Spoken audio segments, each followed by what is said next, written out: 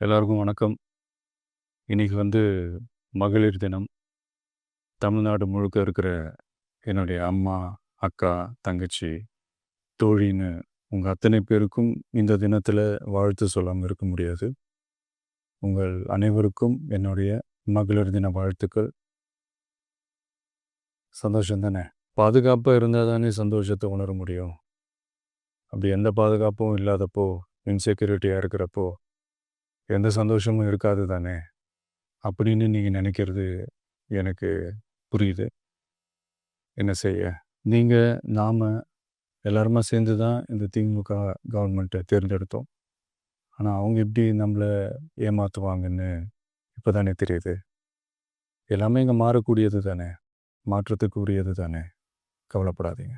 2026ல நீங்க எல்லாரும் சேர்ந்து, இல்ல நாம் எல்லாரும் சேர்ந்து, இந்த மகளிருக்கான பாதுகாப்பை உறுதி செய்ய தவறிய இவங்கள மாத்துவோம். அதுக்கு இந்த மகளிர் தினமான இன்னைக்கு நாம் எல்லாருமா சேர்ந்து உறுதியேற்போம். ஒன்று மட்டும் சொல்கிறேன், எல்லா சூழ்நிலையிலும் உங்களுடைய ஒரு மகனா, அண்ணனா, தம்பியா, தோழனா உங்களோட நான் நிற்பேன். நன்றி, வணக்கம்.